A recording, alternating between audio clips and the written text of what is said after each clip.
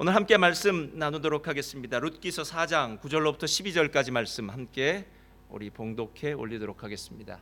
룻기 4장 9절로부터 12절까지 말씀 우리 한 목소리로 봉독하겠습니다. 시작. 보아스가 장로들과 모든 백성에게 이르되 내가 엘리멜렉과 기럨과 말론에게 있던 모든 것을 나오미의 손에서 산 일에 너희가 오늘 증인이 되었고, 또 말론의 아내 모압 여인 룻을 사서 나의 아내로 맞이하고 그 죽은 자의 기업을 그의 이름으로 세워 그의 이름이 그의 형제 중과 그곳 성문에서 끊어지지 아니하게 하매 너희가 오늘 증인이 되었느니라 하니, 성문에 있는 모든 백성과 장로들이 이르되 우리가 증인이 되나니 여호와께서 내 집에 들어가는 여인으로 이스라엘의 집을 세운 라헬과 레아 두 사람과 같게 하시고 내가 에브랏에서 유력하고 베들레헴에서 유명하게 하시기를 원하며, 여호와께서 이 젊은 여자로 말미암아 내게 상속자를 주사 내 집이 다말이 유다에게 낳아준 베레스의 집과 같게 하시기를 원하노라 하니라.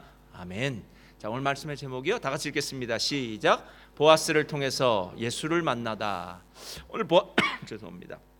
보아스를 통해서 예수를 만나다라는 제목으로 함께 룻기 마지막 시간이 될 것 같은데요, 룻기의 말씀을 함께 나눠 보기를 원합니다. 성경은 사람들의 이야기입니다. 하나님의 창조하신 하나님의 피조물 중에 가장 위대한 존재가 사람이고요, 하나님은 사람에 대해서 관심을 가지고 있고 그 사람들에 대한 이야기가 창세기부터 시작돼서 요한계시록까지 맞춰집니다. 근데 그냥 사람들의 이야기만을 쓴 것이 아니라 사람들의 만남의 이야기가 아닐까 하는 생각이 들었습니다. 그래서 사람들이 살아가면서 누군가를 만나게 되고 또 만나면서 벌어지는 그런 일들이 성경에 기록되어짐으로 말미암아 우리가 이 땅을 어떻게 살아가야 될 것이며 또 어떤 만남이 우리의 삶 가운데 중요한 것인가를 깨닫게 해주는, 어쩌면 만남의 중요성에 대해서 알려주는 책이 아마 성경이 아닐까 하는 생각이 들었습니다.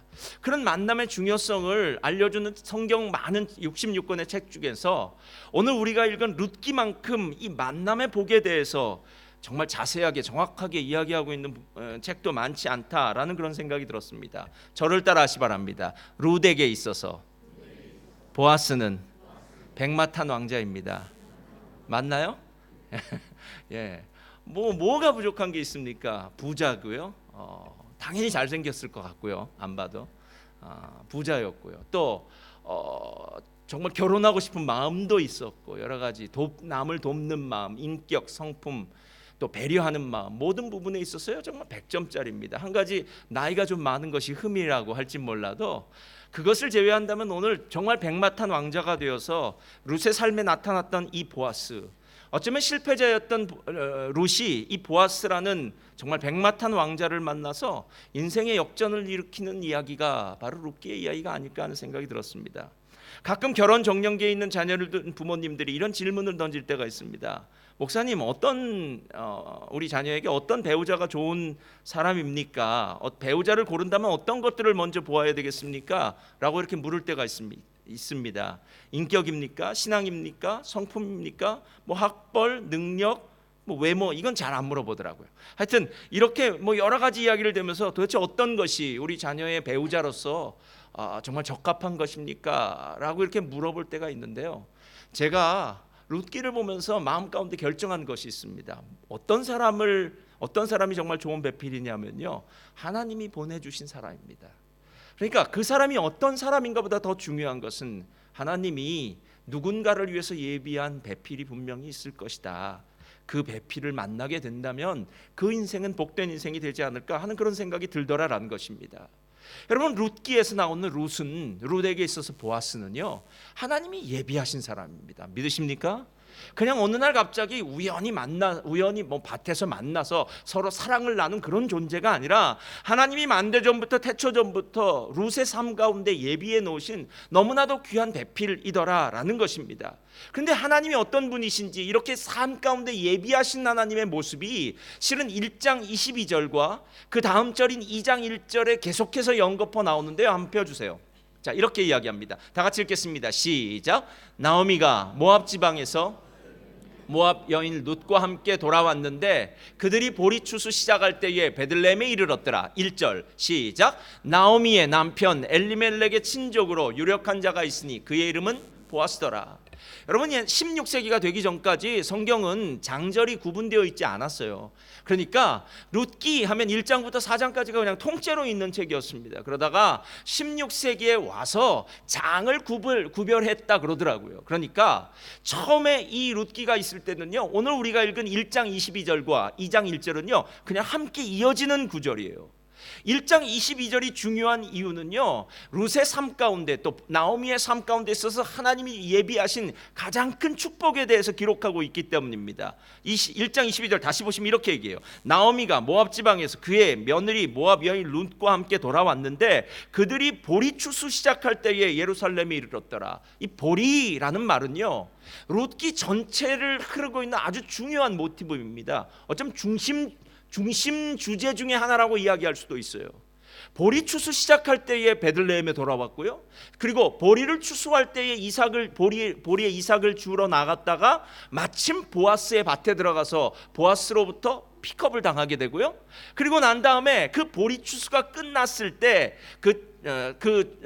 추수가 끝나고 난 다음에 잔치를 베풀 때 그 타작마당에서 잠자고 있는 이 보아스에게 들어가서 그때 비로소 룻과 보아스가 결혼할 수 있는 모든 준비가 되어져 있는 것. 이 보리라는 것은요, 정말 이 룻기 전체에 흐르는 하나님이 예비하신 놀라운 물질적인 축복, 상징적인 축복, 형상적인 축복이더라라는 거예요. 그래서 하나님이 우리의 삶 가운데도 복을 주실 때요, 뭐 자녀의 복을 주실 수도 있고 물질의 복을 주실 수도 있고 삶의 여러 가지 구체적인 복을 주실 수 있는 것, 이거 하나님이 예비하신 것입니다. 그런데 거기서 끝난 것이 아니라 2장 1절은요 갑자기 뜬금없이 무슨 이야기가 나오냐면, 나오미의 남편 엘리멜렉의 친족 중에는 아주 유력한 자, 부자가 한 사람이 있었는데 이 사람의 이름은 보아스더라 라고 이렇게 얘기하고 있는 거예요. 여러분, 실제로 왜 이 구절이 여기 나왔는지 잘 모르겠어요. 왜냐하면 아직 보아스를 만나지도 않았고 보아스는 아직 등장하지도 않았는데 성경이 뜬금없이 2장 1절에 보아스의 이야기를 해놓더라라는 거예요. 제가 예전에는 이 구절이 왜 나왔는지 몰랐는데 1장 22절과 2장 1절을 합쳐보니까 이제 알겠어요. 하나님은 물질적인 복을 주시기도 하지만 영적인 복을 주신 하나님이십니다. 믿으십니까? 하나님은 현재 필요한 복도 주시지만 미래에 필요한 복도 주시는 분이시더라는 거예요. 그러니까 하나님이 우리의 삶 가운데 진짜 복 주실 때 대개 한 부분만 주시겠느냐는 거예요. 아닙니다. 하나님은 영육간의 강건함을 주시는 좋으신 하나님이신 줄 믿습니다. 삶의 풍성함을 누리게 하셔서 하늘의 신령한 복과 땅의 기름진 것으로 충만하게 채워주실 줄 믿습니다. 여러분, 이게 진짜 하나님의 복이라는 거예요. 이게 복. 그러니까 룻이 진짜 하나님의 복된 삶을 살기 시작한 것, 보리 추수가 시작할 때, 그리고 가까운 친족이었던 보아스를 만나면서부터 시작되더라라는 거예요. 인생의 행복은 좋은 만남에서부터 시작됩니다. 누구를 만나느냐에 따라서 결정됩니다. 그래서 부모님이 기도를 많이 해야 되는 이유 중에 하나는요, 우리 자녀들에게도 이런 좋은 만남의 복이 있기를 끊임없이 기도해야 됩니다. 좋은 스승님, 좋은 친구, 좋은 배우자, 하여튼 뭐 좋은 상사를 또 만나기도 해야 되고요. 하여튼 좋은 사람들을 만나야만 그 사람의 삶 가운데 복이 있는데, 부모님이 진짜 기도해야 될 제목은요, 우리 자녀가 그냥 잘나서 혼자 잘 사는 것이 아니라 좋은 사람들을 만나서, 보아스 같은 사람들을 만나서 하나님의 복 있는 자의 삶을 살았으면 좋겠다라는 뜻이에요. 그럼 보아스의 이름의 뜻이 무엇인지 기억하십니까? 야긴과 보아스는 성전의 두 기둥이었죠. 야긴의 뜻은 그가 세운다. 자, 저를 따라할까요? 그가 세우신다. 이게 야긴이에요. 그가 세운다. 그럼 보아스는요, 그가 능력이 있다라는 뜻이에요. 그가 능력이 있다. 그가 세운다. 그가 능력이 있다. 그러니까 보아스는 능력자예요, 여러분. 그러니까 왜 보아스를 만났을 때 복된 삶이 되느냐면 능력자와 함께 있기 때문입니다. 그러나 여러분이 이 능력이 있다, 능력자다라고 얘기할 때는요, 조금 정의를 다시 하셔야 됩니다. 세상에서 말하는 뭐 돈이 많다, 뭐 실력이 있다, 뭐 전문직에 있다, 아니면 뭐 어떤 이런 것이 능력이 아니라, 성경에서 말하는 능력은 예수 그리스도를 알고 예수 그리스도 안에 있는 사람들이에요. 요한복음 1장 12절에 이야기한 것처럼 예수 그리스도를 영접하는 자는 하나님의 자녀가 되는 권세를 가졌기 때문에 예수님을 아는 자, 예수님을 믿는 자, 예수 그리스도 안에서 발견되어진 자들이 능력 있는 자가 되는 줄 믿습니다. 그래서 요즘 식으로 얘기한다면요, 성령의 능력을 가지고 있는 성령 충만한 사람, 여러분 주변에 성령 충만한 사람이 반드시 있어야 돼요. 그래서 그 성령 충만한 사람과 함께 있을 때, 아니 반대로 내가 성령의 능력으로 충만한, 성령 충만한 사람이 될 때 다른 사람들을 도울 수 있는 보아스 같은 그런 만남의 사람들이 될 수 있더라라는 것입니다.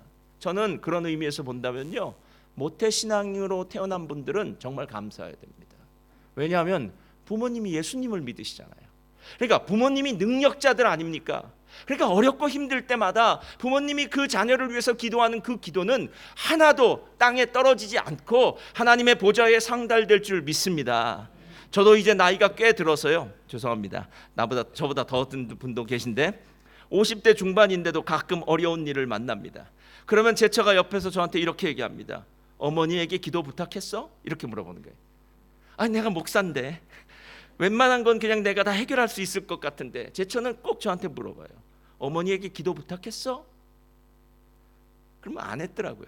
그래서 전화를 걸어서 어머니 기도해 주세요 하고 기도 부탁을 할 때가 있어요. 야, 50이 되었어도 어머니한테 기도 부탁을 하니 살아계신 어머니께 얼마나 감사드린지 몰라요. 예. 여러분, 부모님이 예수를 믿는다는 게 얼마나 큰 복인지 아세요? 예. 근데 부모님이 예수를 믿는 것도 큰 복이기도 하지만요, 반대로 교회 나올 때 부모님 때문에 교회 나온 것이 아니라 자녀들 때문에 반대로 나오는 경우도 있더라고요. 제가 예전에 아는 집사님은 나오셨는데요, 어떻게 교회 나왔냐고 새신자반에서 물어보니까 손녀딸 때문에 나왔다 그러더라고요. 그래서 어떻게 손녀딸 때문에 나왔냐 했더니 이 손녀딸이 주말이면 할아버지 집에 왔다가 교회를 오는데, 이 손녀딸이 뭐 5시간인지 6시간인지 한 몇 시간 동안 할아버지한테, 할아버지 꼭 예수 믿어야 된다고, 예수 안 믿으면 지옥 간다고, 할아버지 꼭 예수 믿어야 된다고, 그래서 교회에서 그렇게 가르쳤다고, 그래서 막 눈물을 흘리면서 할아버지한테 전도하더랍니다. 그래서 그 전도를 받은 할아버지가, 야, 내가 죽은 사람 소원은 못 들어주겠죠. 죽은 사람 소원도 들어준다는데 산 사람 소원 못 들어주겠냐. 그래서 손녀딸이 강권적으로 역사해서 내가 교회 나왔다라고 이렇게 얘기하시더라고요. 여러분, 손녀딸이 능력자입니다. 그 능력자로 말미암아 이 할아버지가 복받은 줄 믿습니다. 좋은 친구가 능력자일 수도 있습니다. 제가 보니까 좋은 친구 만나서 교회 나온 사람들 참 많더라고요. 배우자가 능력자인 경우도 있습니다. 좋은 배우자 만나서 난 예수 몰랐는데 배우자 될 사람이, 아마 배우자가 믿음이 좋은 사람이어서 내가 그 사람 때문에 예수를 믿게 되었던 경우, 여러분 이런 사람들이 얼마나 많습니까? 자녀 때문에, 친구 때문에, 배우자 때문에, 누구 때문인지는 몰라도 내 주변에 예수 그리스도를 아는 그 능력자가 나를 예수님께로 인도하여서 지금 복된 삶을 살게 하는 것, 이것이 진짜 중요하다라는 거예요. 그래서 누가복음 16장을 보면요, 심지어 이런 얘기까지 합니다. 다 같이 읽겠습니다. 시작. 내가 너희에게 말하노니 불의의 제물로 누구를 사귀라고요? 친구를 사귀랍니다. 여러분 혼자 있지 마세요. 반드시 친구를 사귀셔야 됩니다. 자, 친구를 사귀면 그 다음에 어떻게 된다고요? 시작. 그리하면 그 재물이 없어질 때에 그들이 너희를 영주할 처소로. 여러분, 물질은 이 땅에 속한 것이기 때문에 있다가도 없어질 수 있고 없다가도 있을 수 있습니다. 그리고 물질에 대한 것은요, 그저 이 땅을 사는 동안 우리에게 편리하기 위해서 하나님이 주시면 받고요, 안 주시면 안 받아도 별 상관없어요. 먹고 사는 데는 그렇게 좀 지장은 있지만 그래도 그렇게 대단한 지장은 없을 수 있어요. 그러나 친구는 틀려요, 여러분.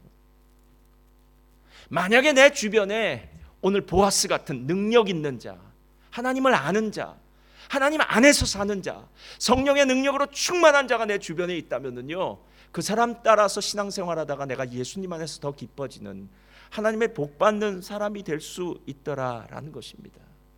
그럼 룻의 인생이 역전된 이유가 무엇입니까? 보아스 만나서 아닙니까? 우리의 삶도 마찬가지 아닙니까? 나는 내가 훌륭하고 똑똑해서 내가 성공한 줄 알았는데 살아온 내 뒷길을 다 더듬어 살펴보니까 내가 잘나서가 아니라 때마다 시마다 하나님께서 내게 좋은 분 붙여주셔서 그 좋은 분들을 통해서, 내가 좋은 사람들을 통해서 내가 지금 이 자리에 서 있게 됐다는 거, 이거 철이 들면 다 느끼는 것 아니겠느냐라는 거예요. 여러분들 오늘 룻기가 바로 그 이야기예요. 만남에 복이 있어야 돼요. 능력자를 만나야 돼요. 능력자를 만나면 삶이 변화되는 줄 믿습니다. 그렇다면 룻기가 능력자를 만나라 하는 뜻인가? 그 말도 되겠지만요, 룻기 4장에 아주 더 의미심장한 룻기가 왜 능력 있는 사람을 만나야 되는지에 대해서요 12절에 이렇게 이야기하고 있습니다. 다 같이 읽겠습니다. 시작. 여호와께서 말미암아 내게 상속자를 주사 내 집이 다말이 유다에게 낳아준 베레스의 집과 같게 하시기를 원하노라 하니라. 자, 이거 잠깐 펴놔 주시고요. 4장은 어떤 이야기가 나오냐 하면은요, 이제 보아스가 자기보다 더 가까운 친족이죠. 그러니까 물을 수 있는 권리죠. 뭐 우리 식으로 하면 권리를 갖고 있는, 먼저 그 사람이 이 나오미의 집 엘리멜렉의 가산에 대한 모든 집과 재산에 대한 것을 자기가 살 수 있는 권리를 가지고 있는 가까운 사람을 찾아가요. 성문에서 그 사람을 만나고 난 다음에 성문의 장로들을 불러서 이제 증인을 삼아서 묻습니다. 당신이 지금 나오미의 집안의 밭과, 지금 그 집은 남자가 없으니까 뭐 밭과 재산권 이것들을 내가 사겠느냐 물으겠느냐라고 얘기했더니 그 사람이 하겠다라고 얘기를 해요.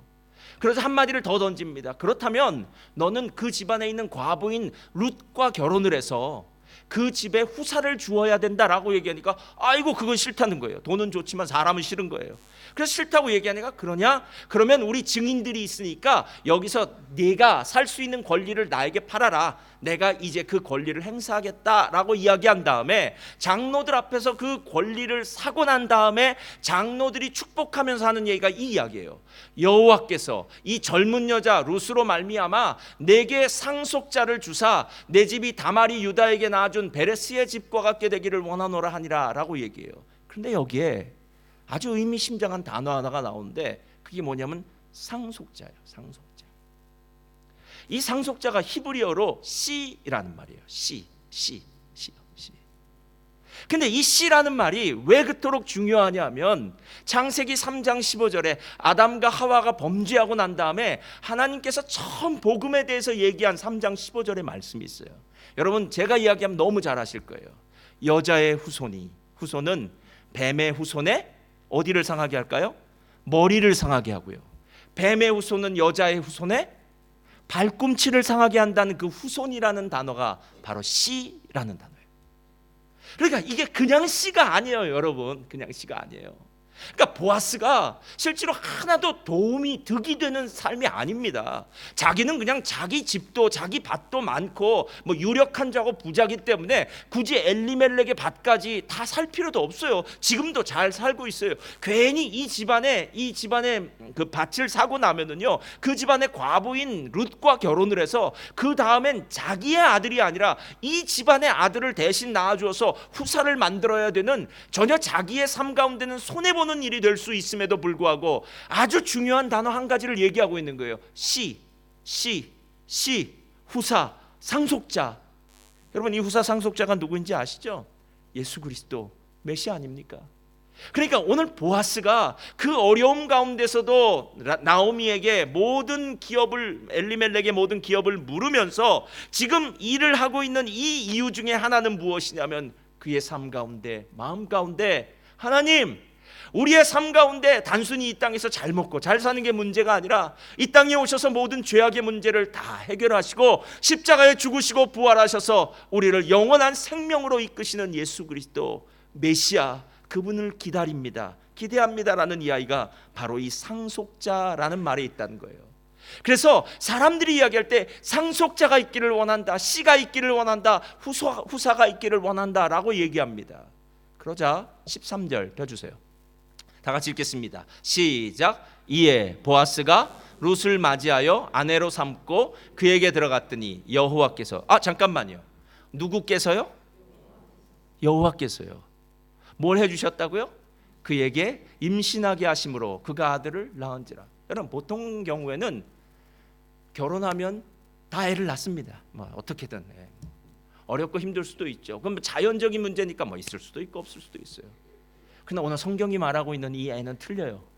누가요? 여호와께서요. 여호와께서 임신하게 하시고 여호와께서 아들을 낳게 하세요. 이 아들이 바로 예수 그리스도.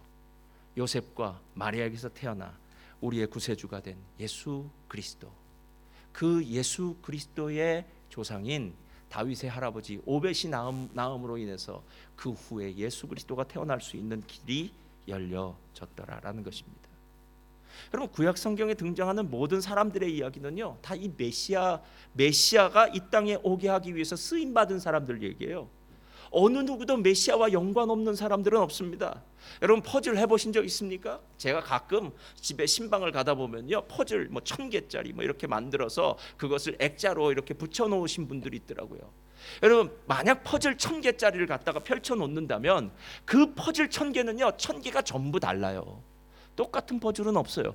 꼭 그 자리에 가야만 그 퍼즐의 의미가 다시 한번 회복되어지는 거예요. 그래서 1000개의 퍼즐이 각자 자기 자리를 다 차지하고 나면은, 그 1000개의 퍼즐이 차지하고 나게 되면은 처음에는 아무것도 아닌 것 같았던 그 모습이 이제 하나의 아름다운 그림으로 바뀌어질 수 있더라는 거예요. 그러니까 룻도, 나오미도, 그리고 보아스도, 구약에 나오는 아브라함도, 이삭도, 야곱도, 다니엘도, 그 모든 사람이 전부 다 예수님이 오시기 전까지 예수님이라는 메시아라는 그 그림을 그리기 위해서 하나씩 따로 떨어진 퍼즐처럼 자기의 입장 가운데서 잘 일들을 감당했더라는 거예요. 룻기는 해피엔딩으로 끝납니다. 그래서 우리가 룻기에 대해서 착각하는 건 뭐냐면요, 룻기는 너무 앞을 쉽게 지나가 버리고 해피엔딩으로 끝나기 때문에 이 이야기가 그냥 별것 아닌 것처럼 생각할 때가 있습니다. 그러나 여러분, 그렇지 않습니다. 오늘 이 이야기가 가지고 있는 가장 큰 우리에게 주고 싶은 교훈 중에 하나는 이거예요. 메시아가 이 땅에 태어나기 위해서 얼마나 많은 위기의 순간들이 있었는지 모른다라는 거예요. 엘리멜렉, 하나님은 여호와는 나의 왕이시다, 하나님은 나의 왕이시다라고 불리우는 엘리멜렉이 약속의 땅 가나안 땅을 떠나서 이방의 땅으로 지금 이민을 가고 있습니다. 여러분, 하나님의 백성은 하나님의 땅에서 살아야 됩니다. 그런데 이민을 가고 있어요. 그런데 어찌된 일인지요, 이민을 가서 잘 되었으면 좋으련만 잘 되지 않고 자기도 죽고 자기의 두 아들 말론과 기련도 다 죄 가운데 죽는 일이 벌어져요. 이젠 더 이상 메시아가 오셔야 되는 그 라인, 그 길이 이제 막혀지는 것과 다름없어요. 그 집에 세 과부가 남습니다. 그리고 한 과부인 오르바는 그냥 나는 모압 족속, 우리 족속과 함께 살겠다고 결심하고 2명의 과부였던 나오미와 룻과 다시 베들레헴에 돌아옵니다. 그때 그들에게는 소망이 없었습니다.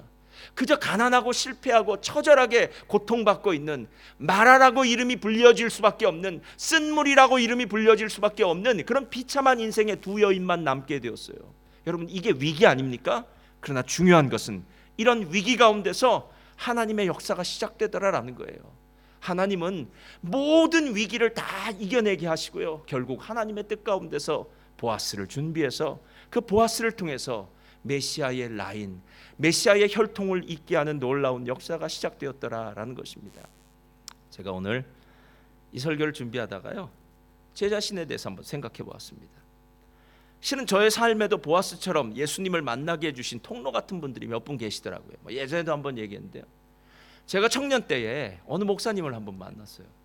이 목사님이 정말 성경 잘 가르치시더라고요. 그래서 제가 당장 그 목사님한테 부탁을 드렸어요. 목사님, 제가 개인적으로 성경 공부하기를 원합니다. 했더니 그날 토요일이었는데요, 토요일 날 저희 집에 모셔서, 제가 그때 혼자 살 때였어요, 이렇게 식사를 대접하면서 목사님 성경 공부 가르쳐달라고 그래서 또 야고보서 또 열심히 공부했던 적이 있어요.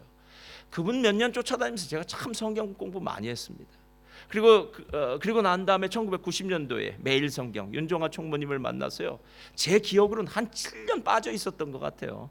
그분은 얼마나 고드신 분인지 몰라요. 타협이 없습니다. 그냥 성경에 대해서는 그냥 직진이에요, 직진.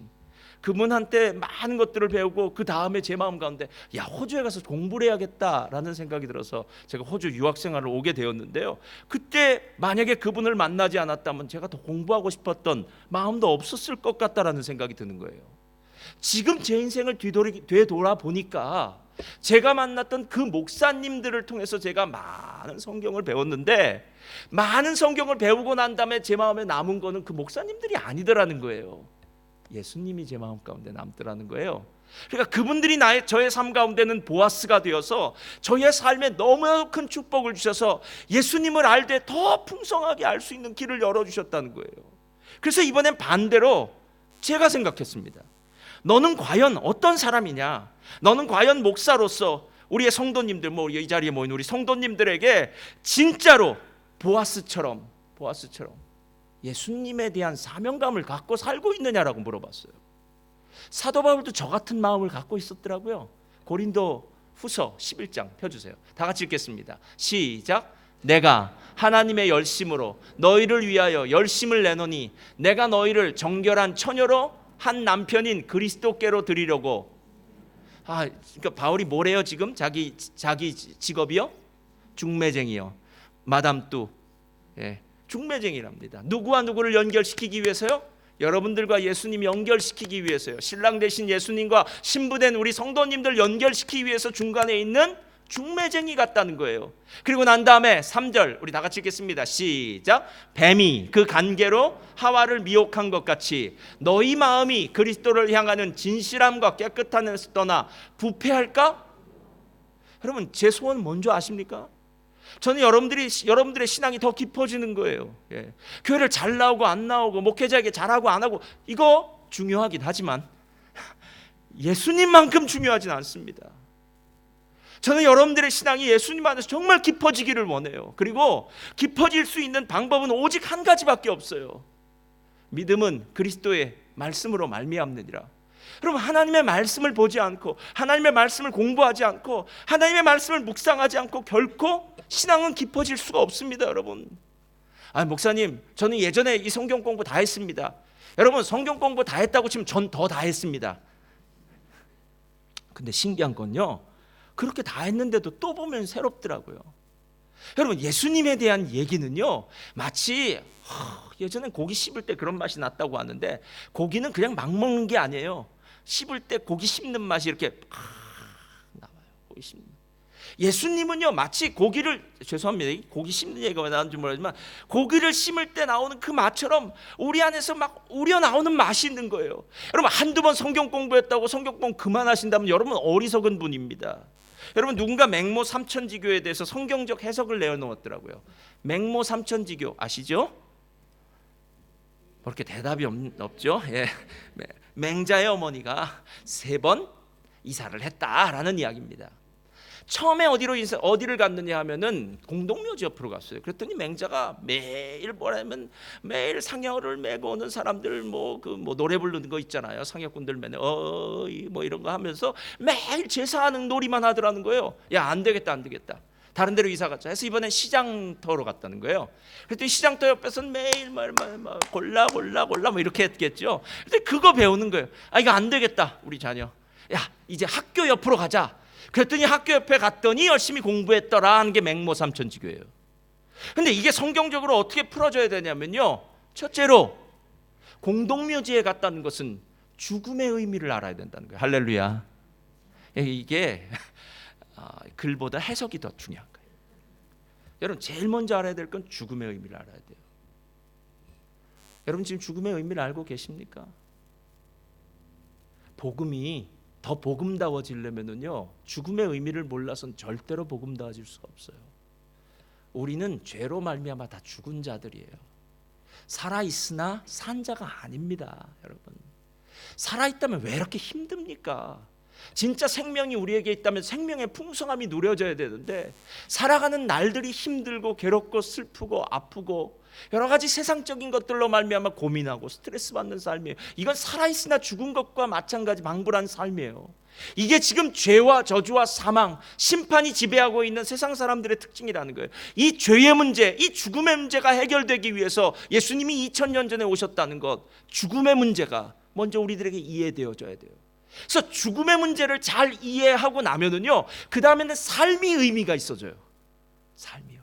그래서 죽음의 문제예요. 두 번째, 사람 살아가는 시장은요 삶의 의미를 아는 곳이라는 겁니다.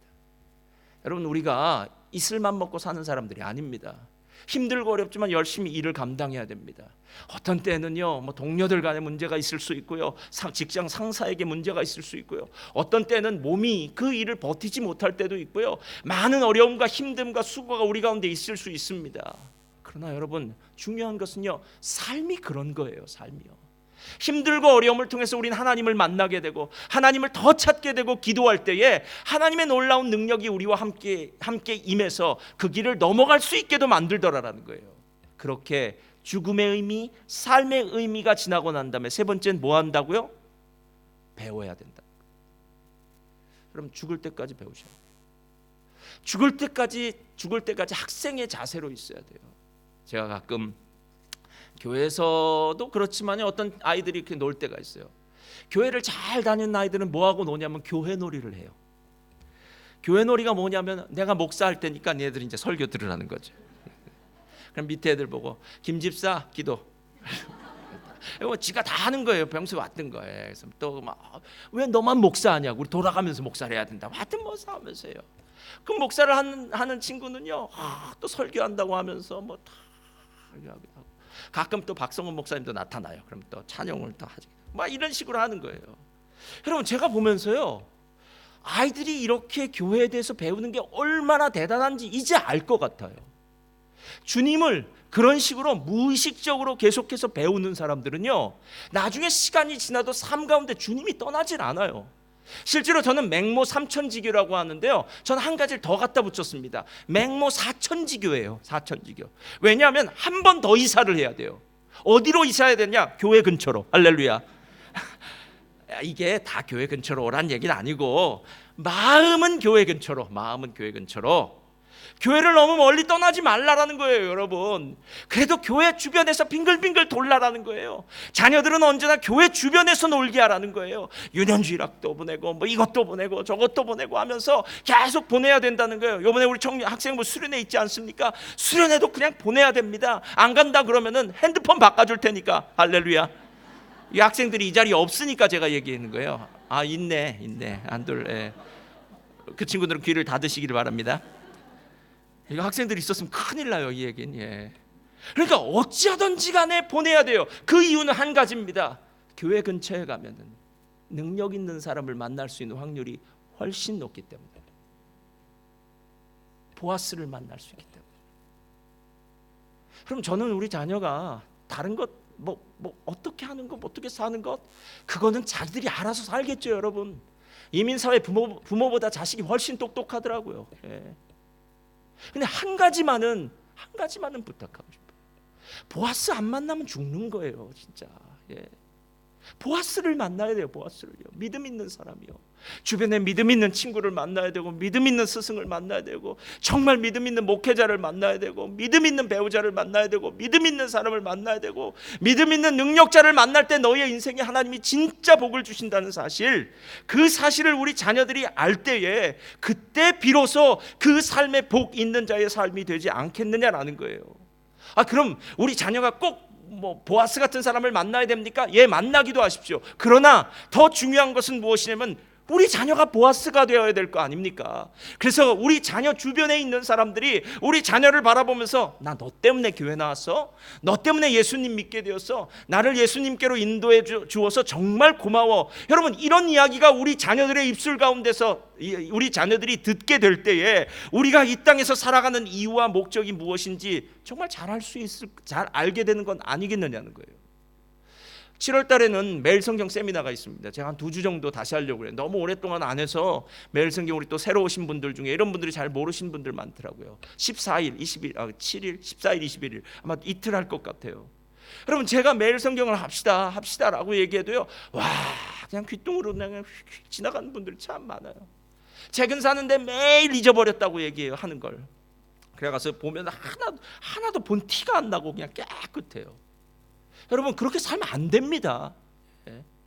그렇게 살면요, 진짜 하나님 앞에서요, 보아스 못 만납니다. 또 보아스를 못 만날 뿐만 아니라 보아스가 될 수도 없습니다.